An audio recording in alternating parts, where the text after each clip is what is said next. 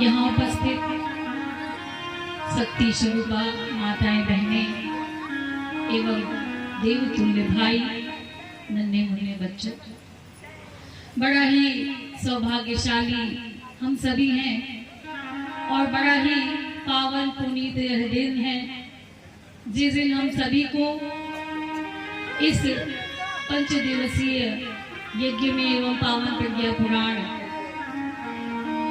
कथा को श्रवण करने एवं गुरुदेव के संदेशों को श्रवण करने का, हृदयंगम करने का ऐसा पुनीत अवसर हमें प्राप्त हुआ। निश्चित रूप से हमने कोई पुण्य कार्य किए होंगे। जब हमारे जन्म जन्मांतरों के पुण्य का उदय होता है तब ऐसे सुअवसर हमें प्राप्त होते हैं। आज हमारी ये सारी बहनें जो कलश को अपने सर पे रखकर और नगर भ्रमण करके आई हैं, यह कलश कोई मामूली कलश नहीं, जिसमें 33 कोटि देवी देवता विद्यमान हैं। 33 कोटि देवी देवताओं को अपने मस्तक पर रखकर और आपको नगर भ्रमण करने का यह अवसर मिला। यह कलश हमारी बहनों के माथे की सिंदूर को अमर कर देता है, बहन के गोद के बालक को अमर कर देता है, साथ ही घर में सुख सौभाग्य और आरोग्य की प्राप्ति को प्रदान करता है। आइए अब हम सब परम पूज्य गुरुदेव पंडित श्री राम शर्माचार्य जी के द्वारा विरचित पावन प्रज्ञा पुराण की कथा को हृदयंगम करेंगे। और यह पावन प्रज्ञा पुराण की रचना की आवश्यकता क्यों आन पड़ी? 18 पुराण होने के बाद भी आखिर इस पावन प्रज्ञा पुराण की आवश्यकता क्यों आन पड़ी? परम पूज्य गुरुदेव ने अपने दूर दृष्टि से देख लिया था कि आने वाले समय में इस पावन प्रज्ञा पुराण की आवश्यकता पड़ेगी, क्योंकि इस पावन प्रज्ञा पुराण के माध्यम से परम पूज्य गुरुदेव ने जीवन जीने की हर पहलू को इस पावन प्रज्ञा पुराण में उन्होंने सारी समस्याओं के समाधान को दे दिया। किस प्रकार से हम अपने जीवन को जिए, किस प्रकार से हम अपने बच्चों को संस्कारवान बनाएं, किस प्रकार से माताएं बहनें अपने जीवन को सजाती और संवारती चली जाए। 18 पुराणों के बाद भी प्रत्येक दिन अगर देखा जाए तो किसी न किसी देवी देवता का,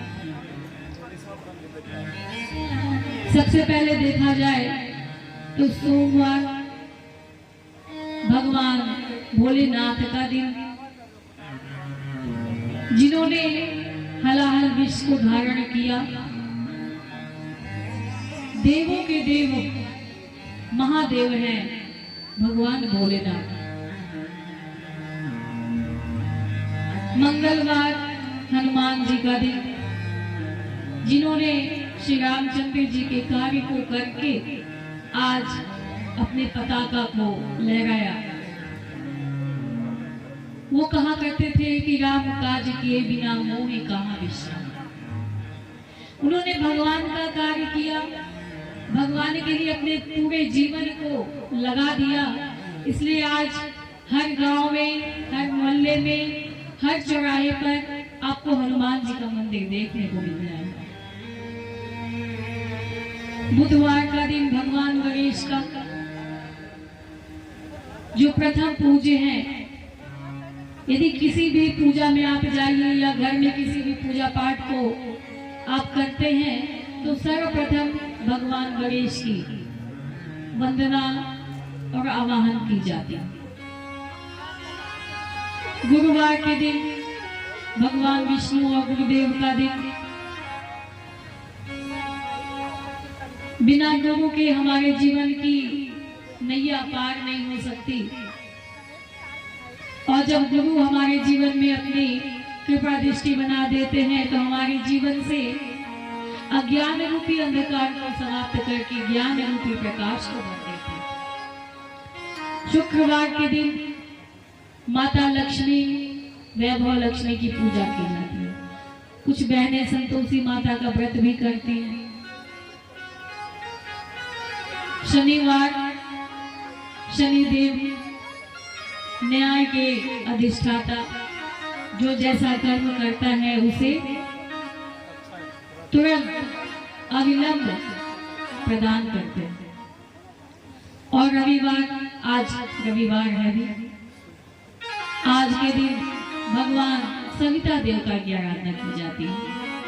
सविता यानी गायत्री और गायत्री यानी सविता। हमारी बहनें कार्तिक मास में सविता देवता की उपासना करती हैं, जिसे हम छठ पूजा के नाम से जानते हैं। एक बार चैत में पड़ता है और एक बार कार्तिक मास में पड़ता है। साल में एक बार यदि हम बड़े तन मन और धन के साथ सविता देवता की पूजा करते हैं, इतने फल की प्राप्ति होती है। और यदि आजीवन उसी सविता देवता की आराधना उपासना करें, उसी माँ गायत्री की साधना आराधना उपासना करें, तो सोचिए हमारे जीवन में कहीं किसी भी पहलू में कहीं दुख नहीं दिखाई देगा। सविता देवता अगर एक दिन ना निकले तो त्राहिमाम मच जाता है। और सविता देवता नित्य प्रतिदिन अपने समय पे आते हैं और अपने समय पे चले जाते हैं। समय के प्रभाव को बताते हैं किस प्रकार से हमें अपने समय का नियोजन करना है। टाइम मैनेजमेंट अगर सीखना है तो सविता देवता से सीखिए। सविता देवता प्रातः काल सुबह 6 बजते बजते वो आ जाते हैं और हम अपने बेड पे अपने बिस्तर में सोए पड़े रहते हैं। इतना तो हम कर ही सकते हैं। सविता देवता के आने के पश्चात सविता देवता आए और हम स्नान करके तैयार रहें। कम से कम 1 लोटा जल, 1 लोटा अर्घ्य तो सविता देवता को दे ही सकते हैं। जो सविता देवता हमारे लिए पूरे इस ब्रह्मांड में रहने वाले हर जीव जंतु नर सभी के लिए वो समान रूप से प्रकाश देते हैं। कभी उनके नजर में किसी के लिए दो भाव नहीं, कोई मतभेद नहीं। तो हमारी यह जिम्मेदारी है, हमारी यह ड्यूटी है, हमारा यह कर्तव्य है कि सविता देवता के आने से पहले हम उठ जाएं। परम पूज्य गुरुदेव ने भी कहा कि गायत्री मंत्र की साधना तभी फलीभूत होती है जब हम उसे ब्रह्म मुहूर्त में करें। ब्रह्म मुहूर्त का मतलब सुबह 4 से 6 के बीच। गुरुदेव ने कहा नित्य सूर्य का ध्यान करेंगे, अपनी प्रतिभा प्रकट करेंगे, अपनी प्रतिभा को बढ़ाएंगे, अपने टैलेंट को बढ़ाएंगे। और जब हम 4 से 6 के बीच में प्रतिदिन उठने लगेंगे, कम से कम 3 माला गायत्री का करेंगे, तो निश्चित रूप से आप किसी भी क्षेत्र में पीछे नहीं रह सकते। आपको पकड़ने वाला कोई नहीं, क्योंकि गायत्री के साधक को, गायत्री के उपासक को कोई कभी हरा नहीं सकता। क्यों? क्योंकि एक बार यदि हम गायत्री मंत्र बोलते हैं तो आपको पता है एक बार गायत्री मंत्र बोलने से कितनी हमारे अंदर ऊर्जा आती है। एक बार गायत्री मंत्र बोलने से 1,10,000 वाइब्रेशन, 1,10,000 ऊर्जा तरंगे हमारे शरीर में उत्पन्न है। 3 माला करते हैं गुरुदेव के लिए और 1 माला समाज के लिए। 3 माला जिस दिन सब करने लगेंगे उतना हमारे शरीर उत्पन्न होगा। जो गायत्री का साधक है, जो नित्य में उसे किसी प्रकार की कोई पूजा करने की ग्रह नक्षत्र ब्रह्मांड घनेगे, सभी ग्रह नक्षत्र हैं, भले ही कितने आपके ऊपर नक्षत्र आती है। किसी ने कहा शनि की महादशा चल रहा है, केतु का महादशा, कुछ भी चल रहा है, आप प्रतिदिन 4 से 6 के बीच गायत्री की साधना करने से पहले एक लोटा में बैठ जाइए और 3 माला करने के बाद उसका दुका जो अभी आ रहे हैं निकल को माँ तुलसी में अगर दीजिए और देते समय जो सविता देवता से आप बोल दीजिए, जल को बचा दीजिए और बचने के बाद उस जल को आप ग्रहण क्रिया को करिए। 24 से 30 बिना नागा किए कीजिए, फिर आप देखिए आपको। कहने का तात्पर्य ये कि बाद प्रतिदिन किसी देवता का पूजा बनाया गया तो देवी करना और अपने धन को जानो, अपने तन को, अपने धन को के लिए हमारे भारतीय संस्कृति में भगवान शंकर के बारे में जब बताना पुराण की रचना की गई, उनके गुणगान करने थे। जब माँ दुर्गा के महत्व को बताना था, पुराण की रचना की गई। भगवान कृष्ण के उनके जीवन क्रिया को बताना था। इसी प्रकार से सिद्धार्थ को बताना था तो उनके पुराण की गुरुदेव ने कहा कि कलयुग में समाधान को यदि करना है समस्त समय तो इस पावन पुराण की कथा को केवल सुमिर सुमिर जन। कलयुग में केवल एक नाम नहीं आधार है, जिस नाम को जप करने से मनुष्य, तो चाहे वो किसी भी देवी देवता यदि उपासना करते हैं तो पूरे मन से कीजिए। यहाँ बैठे हैं लेकिन मन पता नहीं कहाँ परम पूज्य गुरु ने कहा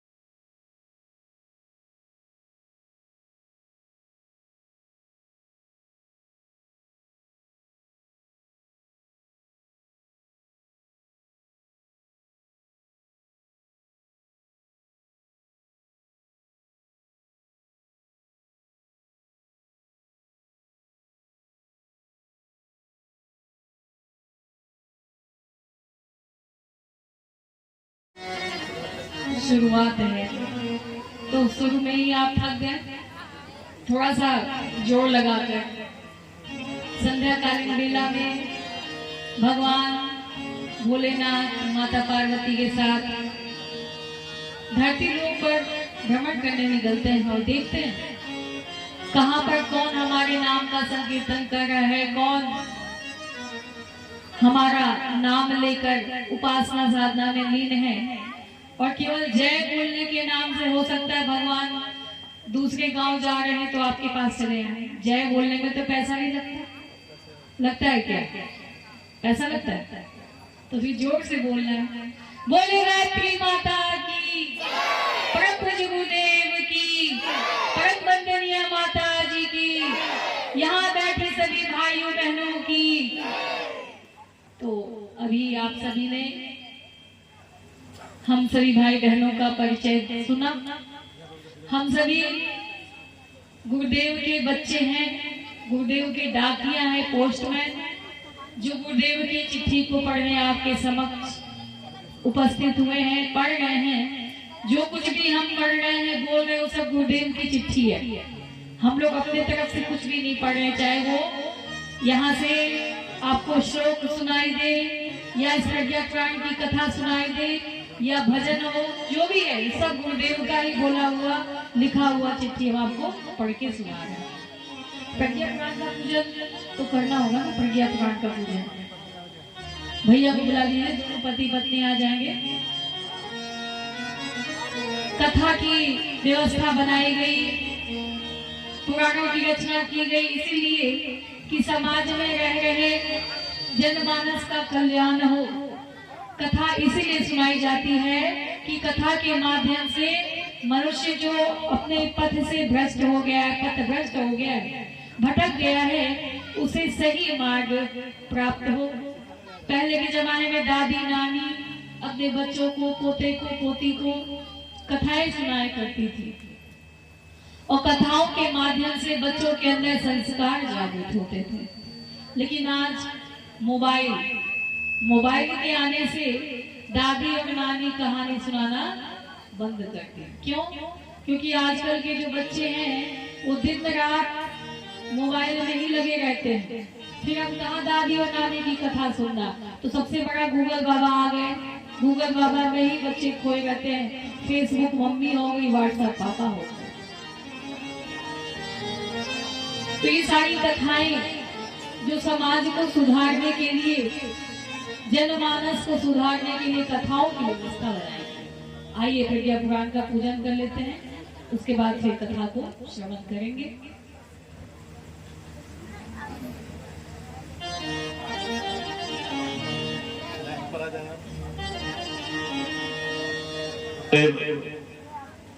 पूजन कर लेंगे। हरिओम।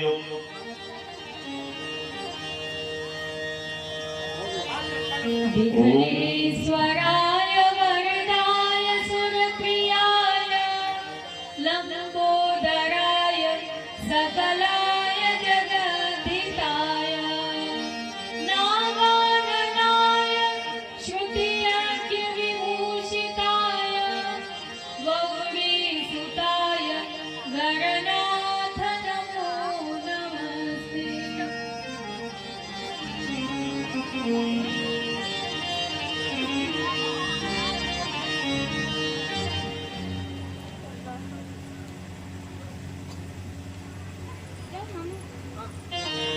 हाथ में अक्षर पुष्प लें, गुरुदेव का पूजन करें।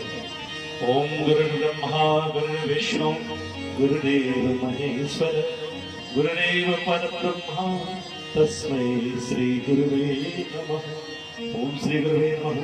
आवाहयामि स्थापयामि ध्यायामि। गुरुदेव के पास चढ़ाएं अक्षर पुष्प। पुनः हाथ में अक्षर पुष्प लें, परमात्मा का ध्यान करें।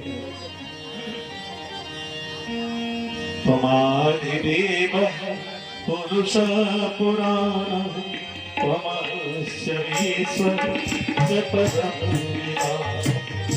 वेदासि वेद्यं च परं च धाम त्वया ततं विश्वमहं नमस्ते सतेते जगत्कारणाय नमस्ते चिते सर्वभूताश्रयाय नमो द्वैत तत्त्वाय मुक्तिप्रदाय नमो ब्रह्मणे व्यापिने शाश्वताय। माँ गायत्री का ध्यान करें। आयातु वरदे देवी त्रयक्षरे ब्रह्मपादिनी गायत्री छन्दसा मातः ब्रह्मयोनिर्नमस्तुते। ओम श्री गायत्री देव्यै नमः। आइए अब माता रानी को अक्षर चढ़ाने के बाद यहाँ पर आ जाइए। व्यासपीठ का पूजन करिए। व्यासपीठ पर अक्षर चढ़ाए।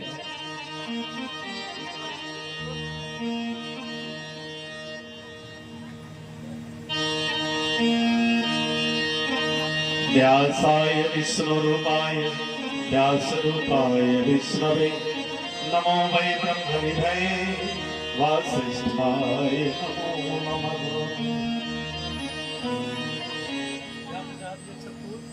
इसके बाद प्रज्ञा पुराण पूजन करेंगे।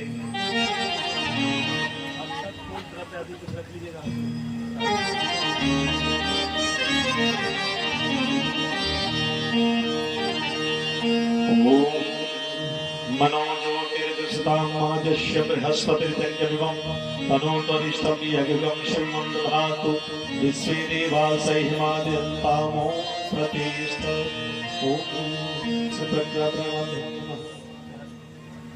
प्रणाम चलेंगे चढ़ा के।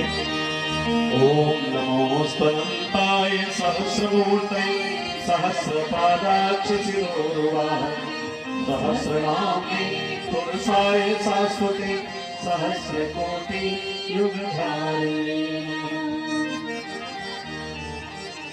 अब आप अपने स्थान पर चलते बैठे।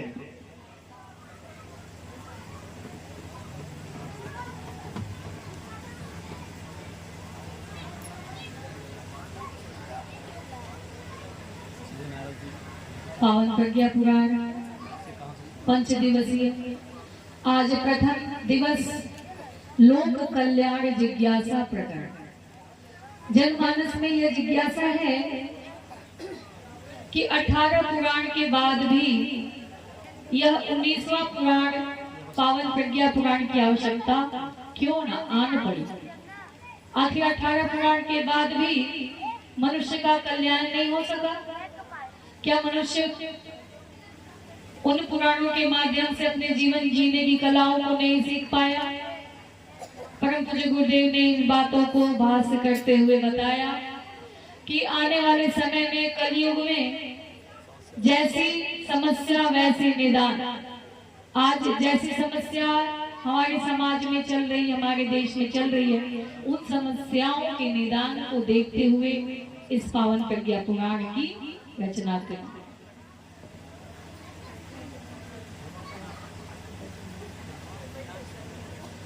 तो आज की समस्याओं को देखते हुए परम पूज्य गुरुदेव ने इस 19वां पुराण पावन प्रज्ञा पुराण की रचना की। आज धरती पर हर सुख सौभाग्य सुख का मतलब आज हर सुख की सामग्री मनुष्य के पास पूर्ण रूप से विद्यमान है। आज मनुष्य के हाथ में सभी देवी देवता हैं। अब आप सोचेंगे मनुष्य के हाथ में देवी देवता, ये कैसे? यदि मनुष्य को अग्नि की आवश्यकता होती है, यदि अग्नि देवता को बुलाना होता है, तो हम क्या करते हैं? हमारी बहनें लाइटर जलाती हैं। और लाइटर को भी छोड़ दीजिए, अब तो गैस के नॉब को ऑन कर देते हैं, गैस जल जाता है। जब गैस जल गया तो अग्नि देवता आ गए। अग्नि देवता आए तो हमारे हाथ में है ना अग्नि देवता।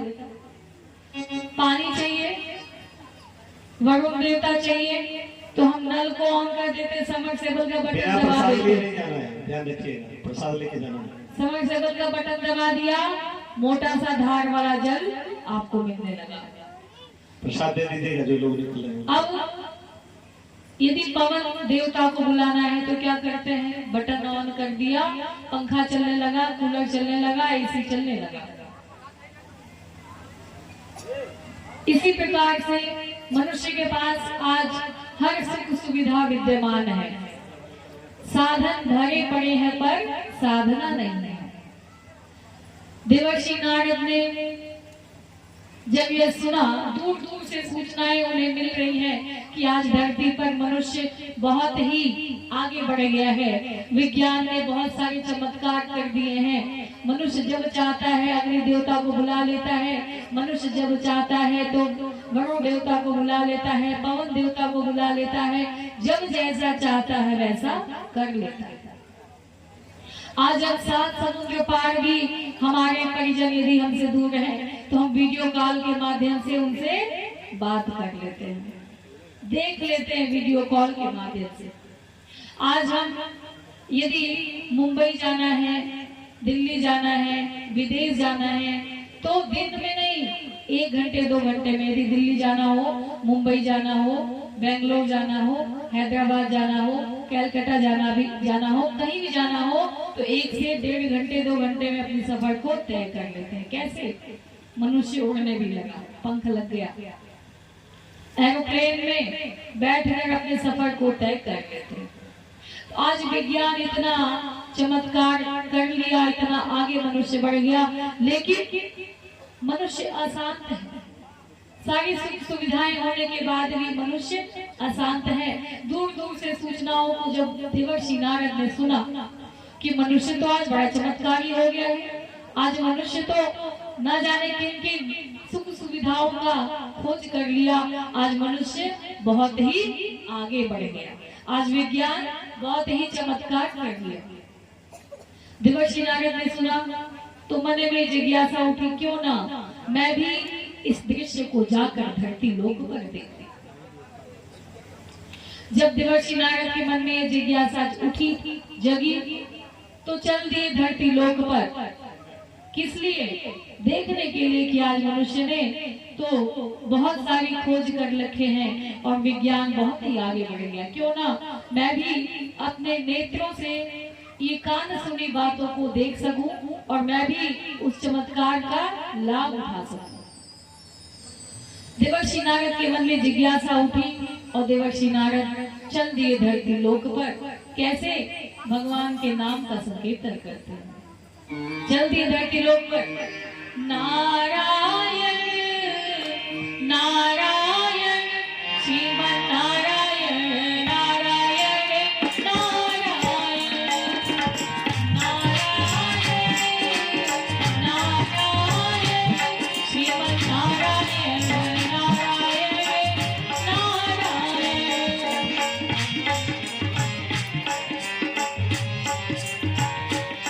श्रीमन नारायण नारायण नारायण श्रीमन नारायण। मिलके बोले सुनो, नारायण सजमन नारायण नारायण श्रीमन नारायण नारायण सजमन नारायण नारायण।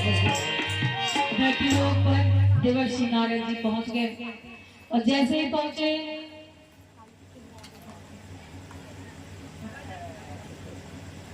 जैसे धरती लोक पर पहुंचे तो जिस गांव में प्रवेश करते हैं उस गांव का नाम है पचोखर। और उस गांव में एक हनुमान जी का मंदिर है, बहुत ही सुंदर विशाल। उस मंदिर में प्रवेश करते हैं देवर्षि नारद और जब उस मंदिर में प्रवेश करते हैं तो देख रहे हैं एक सभ्य परिजन थे, रामचरितमानस का पाठ किए जा रहे हैं और उसमें भी कौन सा पाठ कर रहे हैं? जिसमें भरत और राम का चरित्र को दर्शाया गया है, उस अध्याय को पढ़े जा रहे हैं। देवर्षि नारद ने अपने भेष को बदला, उनके पास पहुंचे और पहुंचकर कहा, भाई ये तुम क्या पढ़ रहे हो? तो उन्होंने कहा कि मैं यह रामचरितमानस का पाठ पढ़ रहा हूं और मैं प्रतिदिन रामचरितमानस का अध्ययन करता हूँ, पाठ करता हूँ। देवर्षि नारद ने कहा, भाई लेकिन आज तो आप बहुत ही जल्दीबाजी में दिखाई दे रहे हैं, क्या बात है? उन्होंने कहा, देखिए आज मुझे कोर्ट जाना है, कचहरी जाना है। देवर्षि नारद ने कहा, कोर्ट? ये क्या है? कचहरी यहाँ पे क्या होता है? परिजन ने कहा, वहां पर मुकदमा होता है, केस ठोक दिया जाता है, केस कर दिया जाता है। मेरे भाई ने मुझसे 5 गज जमीन हथिया लिया है, मैंने भी अपने भाई के ऊपर मुकदमा ठोक दिया, केस कर दिया है और आज मैं जल्दी में हूँ इसीलिए, क्योंकि मुझे तारीख पे जाना है। अगर मैं जीत गया तो आप शाम को आइएगा, मैं आपको लड्डू खिलाऊंगा। देवर्षि नारद सोचने लगे कि आज के मनुष्य को क्या हो गया। श्री रामचंद्र जी ने तो जमीन जायदाद को और राजपाट को फुटबॉल बना दिया, गेंद बना दिया। उन्होंने कहा, मैं नहीं, भरत तुम संभालो। भरत ने कहा, नहीं, बिना भैया के नहीं हो सकता। उन्होंने गेंद बना दिया था। और आज के समय में क्या हो रहा है? आज ये रामचरितमानस के अध्याय को पढ़ रहा है जिसमें राम और भरत के चरित्र को पढ़ रहा है और उनके चरित्र को पढ़ने के बाद भी यदि ज्ञान नहीं मिला, 5 गज जमीन के लिए अपने भाई के ऊपर मुकदमा कर दिया, तो ऐसे रामचरितमानस के पाठ को अध्ययन करने से क्या फायदा, क्या लाभ? देवर्षि नारद बड़े दुखी हो गए और मंदिर से निकलने के बाद 10 कदम चलते हैं तो देखते हैं एक अर्थी चली आ रही है, उसे 4 लोग कंधे पर लेके चले जा रहे हैं। उसके पीछे पुलिस 2 लोग को हथकड़ी पहनाए हुए लेके चली जा रही है। उसके पीछे एक महिला और एक पुरुष अपने छाती को पीट पीट कर रोते हुए आगे बढ़े चले जा रहे हैं। देवर्षि नारद ने जब यह दृश्य देखा बड़े दुखी हुए और मन में सोचने लगे, अर्थी तो समझ में आ रही है, किसी की मृत्यु हो गई, लेकिन इसके पीछे पुलिस 2-3 लोग को हथकड़ी पहनाए चले जा रहे हैं। ये कैसा दृश्य है, ये तो मुझे समझ में नहीं आ रहा। देवर्षि नारद ने वहां उपस्थित भीड़ में परिजनों से पूछा कि भाई ये अर्थी तो जा रही है, मुझे समझ में आ रहा है किसी की मृत्यु हो गई, लेकिन इसके पीछे कुछ लोग को पुलिस जो है हथकड़ी पहनाए लेके चली जा रही है, ये कैसा है? परिजन ने कहा, भाई ये जो अर्थी जा रही है इसके पीछे पुलिस जो 2-3 परिजनों को हथकड़ी पहनाए लेके चला जा रहा है, या इस कन्या जो अर्थी है इस गांव की बहू है, जिसका भी विवाह हुए 6 महीना हुआ और ससुराल वालों ने दहेज के लालच में इसे जलाकर मार दिया। और जो हथकड़ी में पुलिस लेके जा रही है उसमें इसका पति है, इसकी सास है, इसके ससुर। इन्होंने इस कन्या को जलाकर मार दिया दहेज के लालच में, इसलिए इसे पुलिस हथकड़ी पहना के ले जा रही। और इसके पीछे जो अपने छाती को पीट पीट कर रोते हुए चले आ रहे हैं वह इस कन्या के माता और पिता है, जिन्होंने अभी अभी हाल में ही अपनी कन्या का विवाह किया और आज दहेज के लोभियों ने इनकी पुत्री को, इनकी कन्या को जलाकर मार दिया। देवर्षि नारद के नेत्रों से आंसू की धारा बहने लगी, मस्तक पे चिंता की लकीरें घिर गई। देवर्षि नारद व्याकुल हो गए, संतप्त हो गए। उन्होंने दूर से तो समाचार सुना था कि आज धरती लोक पर मनुष्य बहुत आगे बढ़ गया है, जो जैसा चाहता वैसा काम कर लेता है, जब जिस देवी देवता को बुलाना होता है बुला लेता है। आज विज्ञान बहुत आगे बढ़ गया, आज चंद्रमा पे भी चले गए और आज मनुष्य 7 समंदर पार अपने परिजनों को वीडियो कॉल के माध्यम से बात कर लेता है और आज मनुष्य एरोप्लेन में भी उड़कर अपने सफर को 1 से 1.5 घंटे में तय कर लेता है। लेकिन ये सब तो सुना, लेकिन आज मनुष्य संतप्त क्यों है, आज मनुष्य दुखी क्यों है, आज मनुष्य पापों के बीच में घिरता हुआ चला जा रहा है। देवर्षि नारद ने ये सारी घटना को देखा और देखने के बाद अपने को रोक नहीं पाए, आंखों से अश्रु की धारा बहने लगी, मस्तक पे चिंता की लकीरें गिर गई। और तुरंत जब वो परेशान होते हैं, जब वो हैरान होते हैं, जब वो चिंतित होते हैं और उन्हें जनमानस की चिंता होती है, जब उन्हें धरती लोक पर रहने वाले जनमानस के दुखों को दूर करना होता है, कोई मार्ग नहीं दिखाई देता, तो बस एक मार्ग दिखाई देता है, वो है नारायण का द्वार। नारायण नारायण चल दिए देवर्षि नारद भगवान विष्णु के धाम नारायण जी के पास। नारायण नारायण श्रीमन नारायण नारायण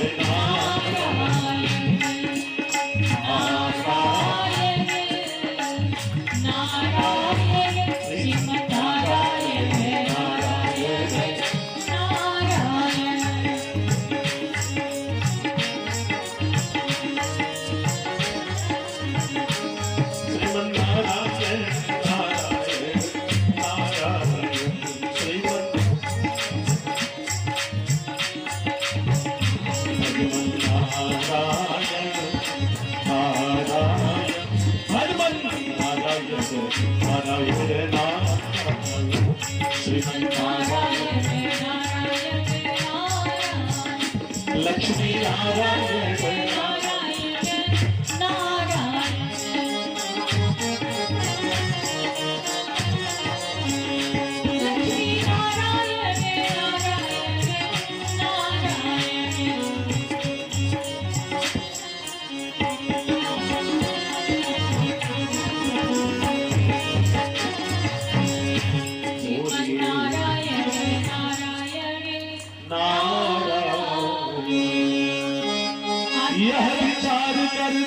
बरसी पहुँचे बैकुंठ धाम राम, पहुँचे बैकुंठ धाम।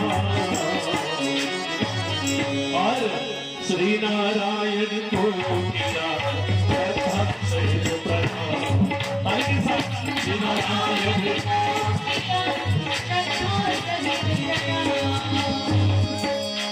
हंस कर पूछा तब श्री हरि ने, कहिए ऋष कैसे आए, कहिए ऋष कैसे आए, कहिए ऋष कैसे आए। है कहाँ कहाँ पर भ्रमण किया, है कहाँ कहाँ पर भ्रमण किया, और क्या सत्य है कहाँ कहाँ पर भ्रमण किया, और क्या सत्य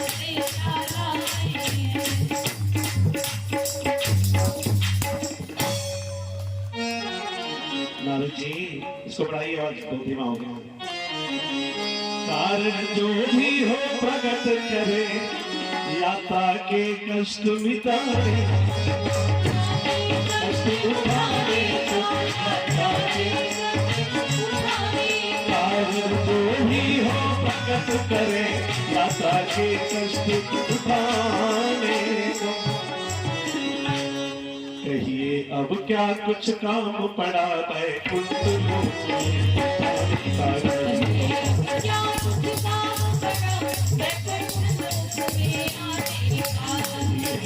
क्या कुछ काम पड़ा।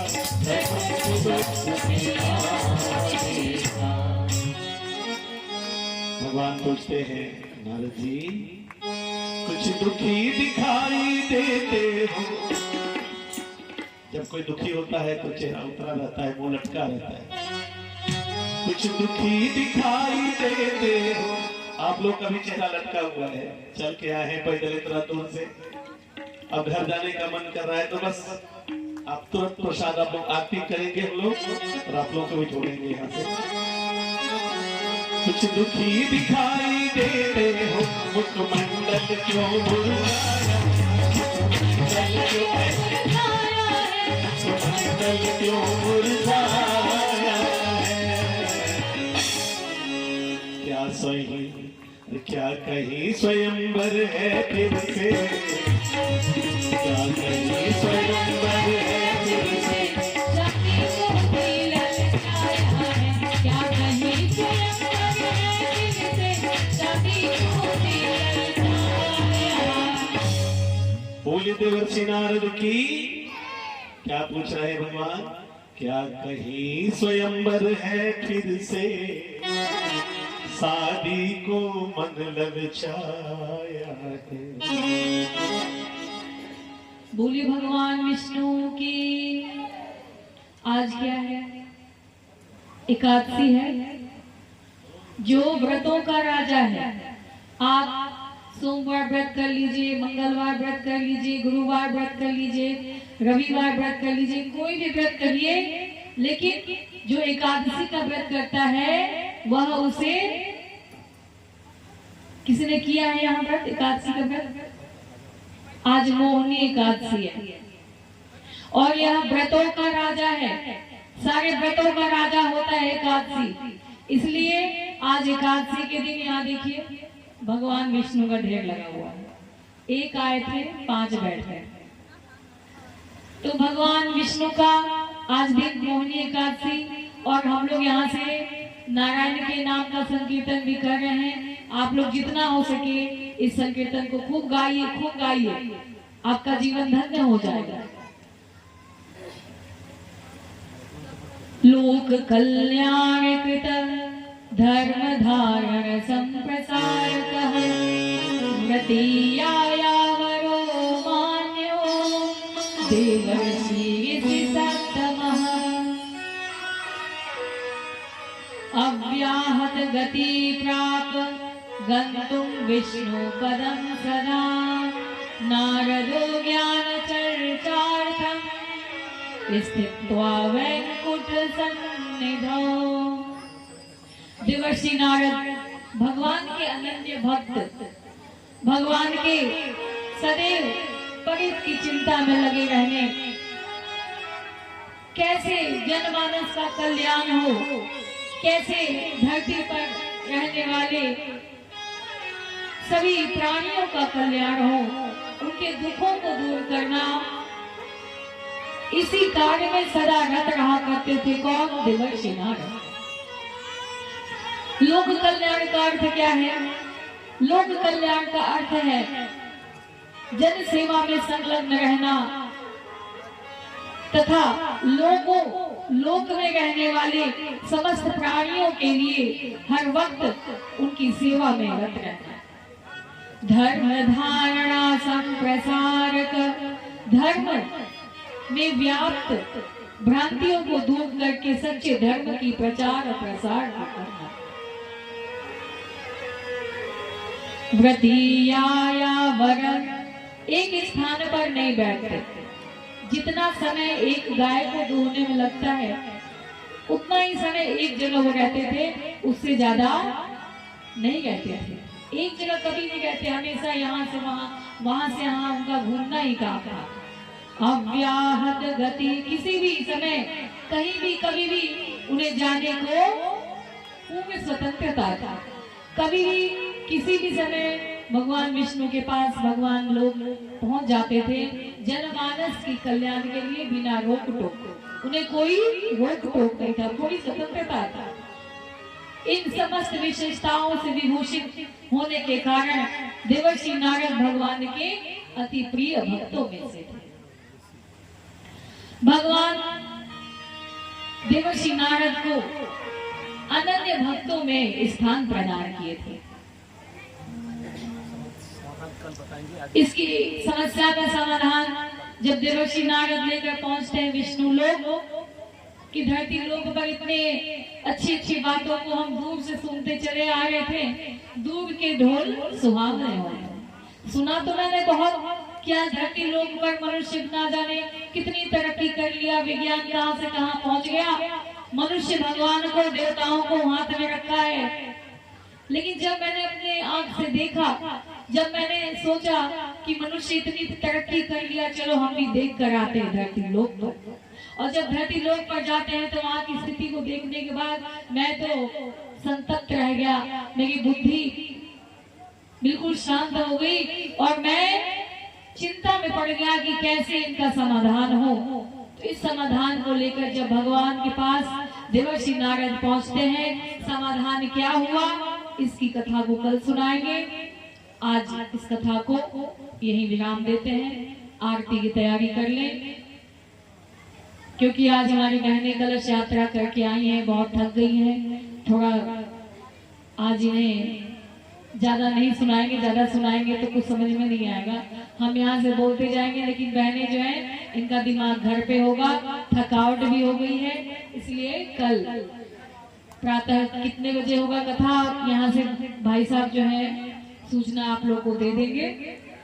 सारी बहनें इस ज्ञान यज्ञ में जितना से जितना संख्या में